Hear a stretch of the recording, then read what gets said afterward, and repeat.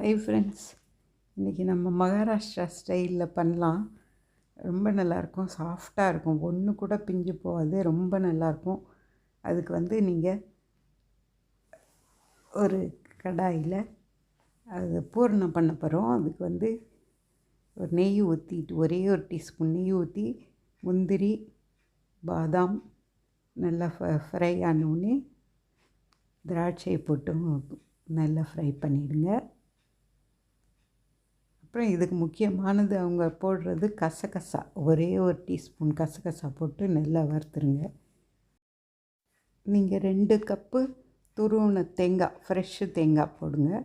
போட்டு நல்லா வறுத்துடணும். எல்லாம் சேர்ந்து நல்லா வறுப்பட்டுரும். 2 கப்பு போடணும் அந்த பூரணத்துக்கு.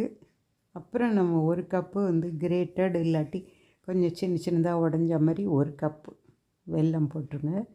இதில் முக்கியமானது அவங்க போடுறது ஜாதிக்காய், கொஞ்சோண்டு அப்படியே செத்தி போட்டுருணும். ஒரு டீஸ்பூன் ஏலக்காய் பவுடர் முக்கியமானதுங்க. இதெல்லாம் போட்டிங்கன்னா அது டேஸ்ட்டே தனியாக இருக்கும். பாருங்கள், நல்லா இந்த வெல்லம்லாம் கரைஞ்சிச்சு, வெறும் அந்த திராட்சையெல்லாம் தான் தெரியுது. அதை நீங்கள் ஆஃப் பண்ணி வச்சிடலாம். அந்த ஸ்டேஜில் பிள்ளையார் காத்துட்ருக்காரு.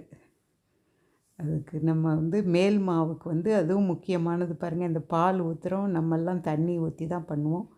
அவங்க பாலும் ஊற்றுறாங்க, கொஞ்சம் நெய்யும் போட்டுடுறாங்க. அந்த இதுலேயே ஒரு டீஸ்பூன் சர்க்கரை போடுறாங்க. அப்புறம் நம்ம கடையில் வாங்குகிற வெறும் அரிசி மாவு போடணும்.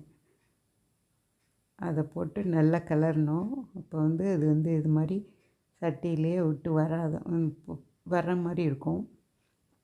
பாருங்கள், எல்லாம் திரண்டு வந்துடுச்சு. இந்த மாதிரி ஸ்டேஜில் நீங்கள் ஆஃப் பண்ணிவிட்டு அப்புறம் நீங்கள் ஒரு டீஸ்பூன் உப்பு, ஒரு டீஸ்பூனில் அரை டீஸ்பூன் போட்டுருங்க. அப்புறம் இது மாதிரி எடுத்து தரையில் வச்சு ஆற விட்டுருங்க. அப்புறம் நீங்கள் இந்த டம்ளர் வச்சு இப்படி அமுக்கி நல்லா பண்ணிங்கன்னா நல்லா சாஃப்டாகும். கையால் கொஞ்சம் நல்லா பிசையணும். அப்போ தான் நல்லா அது சாஃப்ட்னஸ் கொடுக்கும். இது கண்டிப்பாக இது பண்ணுங்கள். இப்போ எடுத்து நீங்கள் பண்ணி பாருங்கள், ரொம்ப நல்லா வரும். ஒரு கொழுக்கட்டை கூட உடையாது. நீங்கள் ட்ரை பண்ணி பார்த்துட்டு சொல்லுங்கள், கமெண்ட் பண்ணுங்கள். பிடிச்சிருந்தா லைக் பண்ணுங்கள், ஷேர் பண்ணுங்கள், சப்ஸ்கிரைப் பண்ணுங்கள். பாருங்கள், இந்த மாதிரி எடுத்துட்டு இப்படி வைக்கணும். வச்சுட்டு இந்த மாதிரி விரல் உங்களுக்கு இதுவாக இருக்கும், டவுட்டாக இருக்கும், இந்த மாதிரி பண்ணுங்கள். கொஞ்சம் ஒட்டுற மாதிரி இருந்தால் நீங்கள் மாவு தொட்டு பண்ணலாம். அந்த மாதிரி கொஞ்சம் கொஞ்சமாக சேர்த்து விடுங்க. 5 பாகமாக சேர்த்துருக்கேன் பாருங்கள். அப்புறம் அதை சேர்த்து இப்படி பண்ணிடணும். அப்புறம் ரொம்ப அழகாக பாருங்கள், இந்த மாவை தொட்டு பண்ணுங்கள், கையில் ஒட்டாது. அது பாருங்கள், எப்படி வளைச்சி கொடுக்கணும், அழகாக வரும். நம்ம பூரணம் வேறு மாதிரி பண்ணுவோம்ல, அப்படி தேங்காய் மாதிரி. இவங்க கொஞ்சம் டிஃப்ரெண்ட்டாகவே பண்ணுறாங்க. ரொம்ப அழகாக இருந்தது, பார்த்தேன் நான். அதை வச்சுட்டு நம்மளும் ட்ரை பண்ணுவோன்ட்டு பண்ணுறேன். பிடிச்சிருந்தா லைக் பண்ணுங்கள், ஷேர் பண்ணுங்கள், சப்ஸ்கிரைப் பண்ணுங்கள். ரொம்ப நல்லா அழகாக இருக்குது, சாப்பிடவும் ரொம்ப டேஸ்ட்டாக இருந்தது. இன்றைக்கே பிள்ளையார் சதுர்த்தி வந்துடுச்சு எங்களுக்கு. பாருங்கள், இது ஒன்றும் இல்லையா, உங்களுக்கு தெரியலையா? அது மாதிரி மூடிட்டு ஒரு ஸ்பூனை வச்சு ஸ்பூனோட அடிப்பாகத்தை வச்சு பண்ணிடலாம்.